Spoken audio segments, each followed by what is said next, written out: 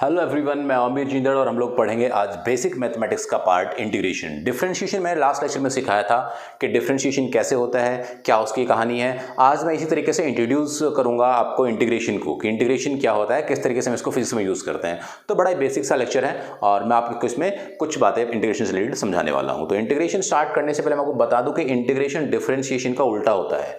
जहाँ डिफरेंशिएशन का मतलब तोड़ना था, वहीं इंटीग्रेशन का मतलब जोड़ना है। किस तरीके से तोड़ना, किस तरीके से जोड़ना, तो तोड़ने वाले प्रोसेस डिफरेंशिएशन मैंने आपको सिखाया था। जैसे अगर मैं यहाँ पर डिफरेंशिएशन का पार्ट करूँ कि डी ऑफ एक्स एन को हम लोग डिफरेंशिएट करें with respect to D X, that means Y is equal to if X the power N, right. इसके बारे में हमने चर्चा की थी। जैसे अब इसको डिफरेंशिएट करूँगा तो क्या क्या क्या सीखा था हमने कि पावर आगे ले आइए एंड देन एक पावर में से माइनस कर दीजिए। तो N X N minus one is what, X the power N minus one is what, differentiation of that X N means D Y by D X. सिमिलरली अगर मैं बात करूं इंटीग्रेशन की, तो इंटीग्रेशन का मतलब जोड़ना है और इसका यूज कहां पर और कैसे होता है उसको मैं समझाता हूं आपको। जैसे मान लीजिए मैं इस ऑब्जेक्ट को, ये मेरे पास कोई एक ऑब्जेक्ट है, राइट। इस ऑब्जेक्ट को मैं यहाँ से ऐसे ऊपर तरफ मूव करा रहा हूँ। तब मैं इस ऑब्जेक्ट को यहाँ से ऐसे ऊपर तरफ मूव करूँगा तो इस ऑब्जेक्ट को ऊपर तरफ मूव कराने में एक बात को दिमाग में रखना है आपको हमेशा कि अगर मैं इसको ऊपर लेके जा रहा हूँ तो हर बार फोर्स की वैल्यू चेंज हो रही है और हर बार आपकी किसकी वैल्यू चेंज हो रही है, हर बार आपकी वैल्यू चेंज हो रही है डिस्प्लेसमेंट की। यानी कि तब भी आप किसी भी एक ऑब्जेक्ट को यहाँ से ऐसे ऊपर लेके जाएंगे तो इसको ऊपर लेके जाने में आपको दो प्रोसेस करने पड़ रहे हैं। और वो दोनों प्रोसेस क्या क्या हैं? वो दोनों प्रोसेस है कि एक तो आप फोर्स लगा रहे हैं तो फोर्स आपका वेरी कर रहा है, और एक आप यहाँ से डिस्प्लेस कर रहे हैं तो डिस्प्लेसमेंट भी बार बार वेरी हो रहा है, चेंज हो रहा है। इसलिए अगर आप वर्क डन निकालेंगे तो जो वर्क डन है वो वर्क डन आपका, तो वर्क डन का फॉर्मूला होता है W is equal to F into S, force into displacement. But gravity की वजह से F is equal to mg, इस ग्रेविटी के चेंज की वजह से जैसे आप ऊपर मूव कर रहे हैं, मूव करते जा रहे हैं तो ग्रेविटी चेंज हो रही है। इसका मतलब ये फोर्स भी चेंज हो रहा है। और उसी के साथ में आपसे बात करूं तो डिस्प्लेसमेंट भी चेंज हो रही है, क्योंकि पहले यहाँ पर थे, फिर यहाँ पर थे, फिर यहाँ पर थे, आप बार बार डिस्प्लेसमेंट भी चेंज कर रहे हैं। तो ये दोनों ही क्वांटिटी आपकी वेरिएबल है, और अगर ये दोनों क्वांटिटी वेरिएबल है तो इसका मतलब क्या हुआ, आप यहाँ पे फिक्स वैल्यूज पुट नहीं कर सकते। यहाँ पर अब आपको चाहिए क्या, इंटीग्रेशन, छोटे छोटे पार्ट्स को जोड़ना। जैसे इंटीग्रेशन का एक और रास्ता मैं आपको सुझाता हूँ।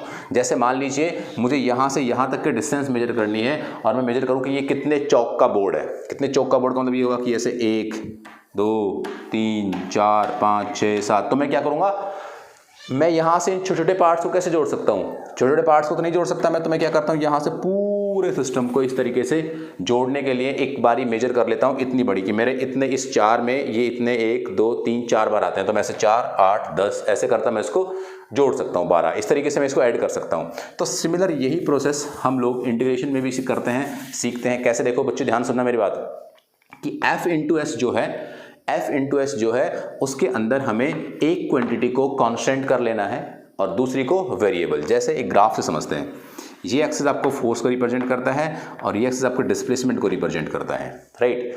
तो यहाँ से अगर मान लीजिए मैं छोटा सा डिस्प्लेसमेंट लूँ तो उस छोटे से डिस्प्लेसमेंट के लिए ये फोर्स मान लीजिए यहाँ का था, या मैं एकदम से स्ट्रेट ले लेता हूँ, ये एक पॉइंट मैंने ऐसे ले लिया, तो इस छोटे से डिस्प्लेसमेंट के लिए ये एक फोर्स की वैल्यू हुई, ये एक और दूसरे छोटे से डिस्प्लेसमेंट के दूसरे फोर्स की वैल्यू हुई, तीसरे के लिए तीसरे की हुई।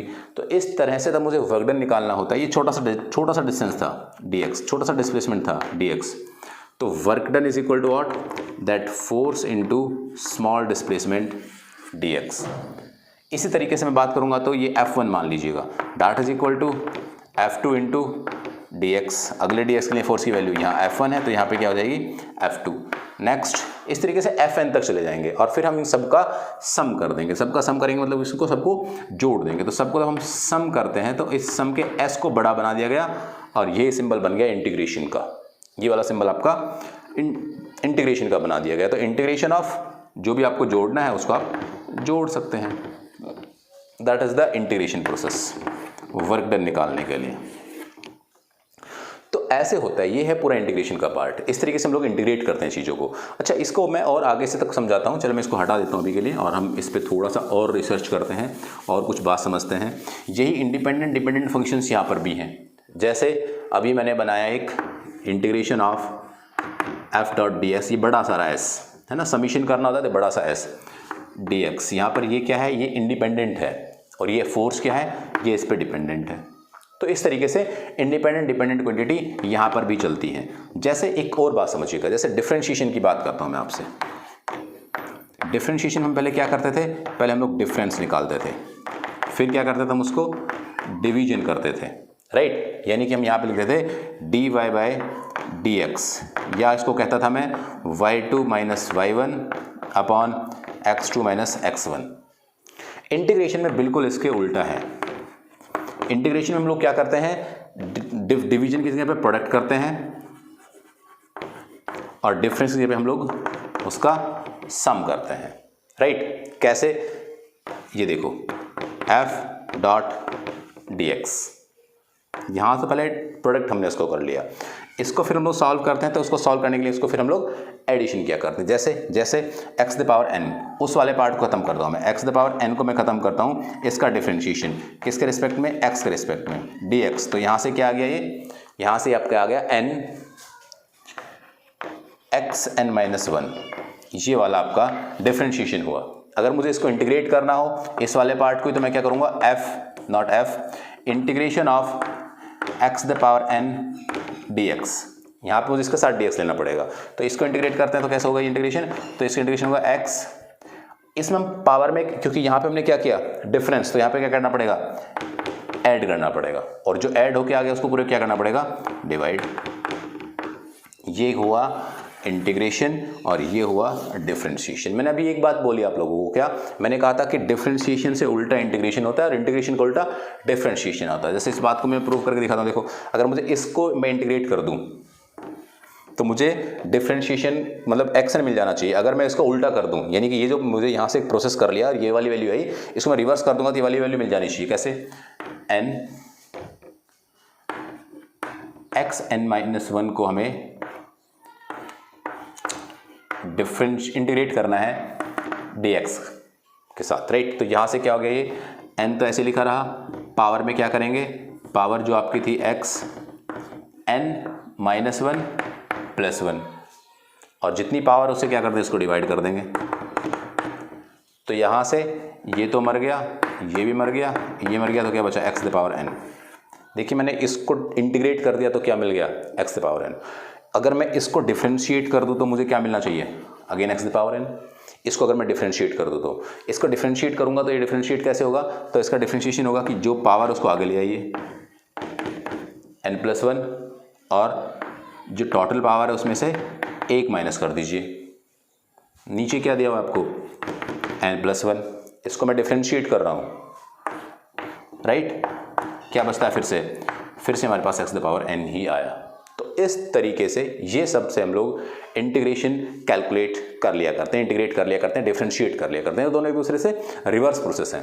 तो इसके इंटीग्रेशन के कुछ फॉर्मुलेज हैं, वो फॉर्मुलेज मैं यहाँ पे लिख देता हूँ, वही आपको यूज़ होंगे। और हम आगे जरूरत पड़ेगी इंटीग्रेशन के मोर कॉम्प्लिकेट क्वेश्चंस की, तो हम इंटीग्रेशन के पार्ट को तब सीख लेंगे। तो मैं इसको आप लिख लीजिएगा, फिर मैं इसके कुछ फॉर्मुलेज यहाँ पर लिख रहा हूँ इंटीग्रेशन से रिलेटेड।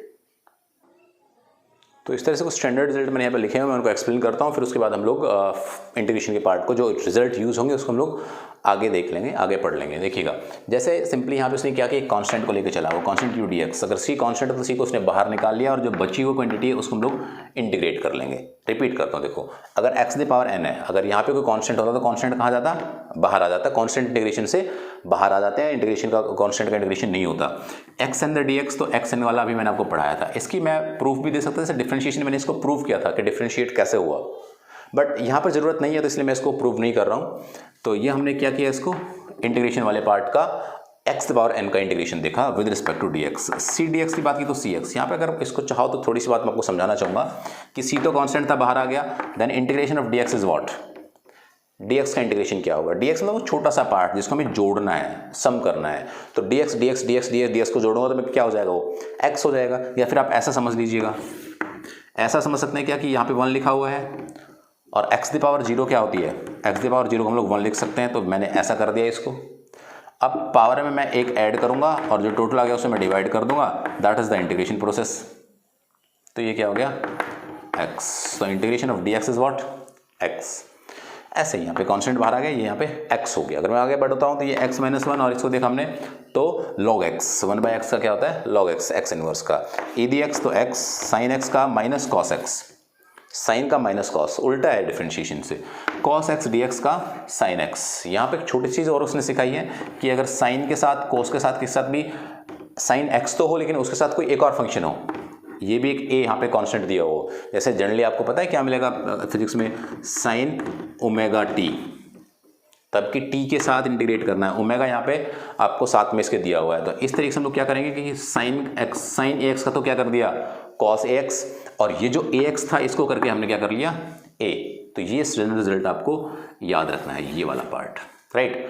तो इस तरह से हमने इसको कर लिया। सेकेंड एक्स का जैसे tan x हो गया, प्लस कांस्टेंट की वैल्यू भी लोग लगाते हैं प्लस c, ठीक है। आप ये बातें आप मैथमेटिक्स जो ब्रांच है, मैथमेटिक्स की जो कैलकुलस ब्रांच है उसमें आपको सिखाया जाएगा मैथ्स में। फिजिक्स में इतना यूज़ होता है, मैंने उसे इंट्रोड्यूस किया है, बहुत ज़्यादा डिटेल में बातें आपसे नहीं बताई है, बहुत ज़्यादा डिटेल इंटीग्रेशन का नहीं दिया, बट एक ओवरव्यू मैंने आपको दिया है, राइट। तो आपको बेसिकली काम आएगा थोड़ा थोड़ा। अब जब मैं आपको पढ़ाऊंगा क्या, एक्सेलेरेशन के बारे में बात करूंगा, इंस्टेंटेनियस एक्सेलेरेशन की बात करूंगा, यानी कि हम लोग काइनेमेटिक्स की बात करें तो वहाँ पर थोड़ा सा डिफरेंशिएशन और इंटीग्रेशन यूज़ होगा, इसलिए मैंने आपको डिफरेंशिएशन और इंटीग्रेशन पढ़ाया है बेसिक।